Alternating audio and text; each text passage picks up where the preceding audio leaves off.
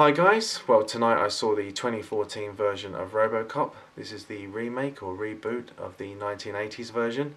I will say right from the get-go that the 1980s version really didn't need to be remade. I think that the humour and the message that it portrays is still relevant in today's society. That being said, we got a remake, and my worry is when I went in to see this remake that it was going to be much like the remake of Total Recall. In my opinion, the remake of Total Recall felt totally pointless because it followed the original movie scene by scene, and I sat there thinking, well, I knew exactly what was going to happen next, and it just felt pointless to me. The remake of Robocop doesn't do that. It's very much its own beast. It has its own story. There are similarities with the original, but it does branch off and do its own thing. So that's what's nice about it. It also has a slightly different tone to the original as well. It does take itself a little bit more seriously, if maybe a little bit too more seriously than the original. That is, it's a plus in some respects, but the satire and the humour in Robocop the original is so good that it's a bit of a minus as well. But overall, this remake of Robocop, I think, as I said, it's a good, solid action film. I think it has some really good character development, especially with Alex Murphy himself, and I really like the story arc that it has with him and his wife and his child, and I think that was done well. The story about him coming to terms with actually being Robocop and waking up and finding himself in the suit, that was done well. I thought that the story with Gary Oldman as the scientist who is designing and creating Robocop, I found his character very interesting too.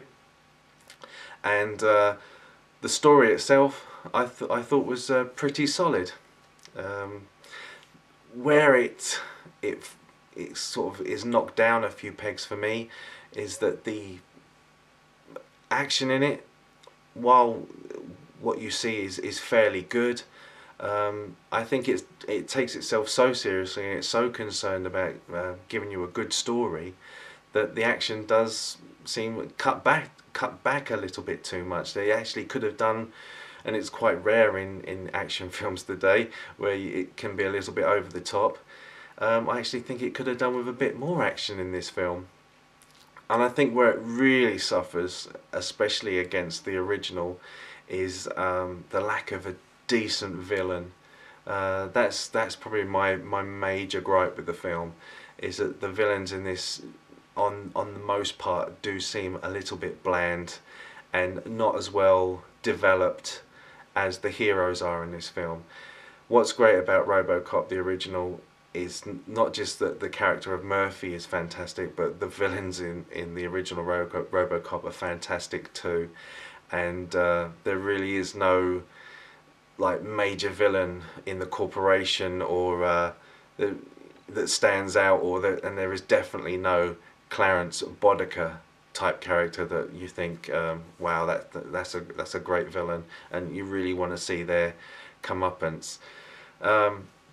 So for that being said, while it's got some good pluses, there are some minuses there, and I think overall I'm going to give it 3.5 stars.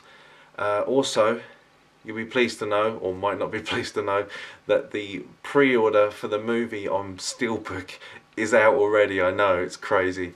But yes, the pre-order is out for the Steelbook, and I'll have the links below for you to go down and check it out and decide if you want to go ahead and pre-order it for yourselves. I'll catch you later.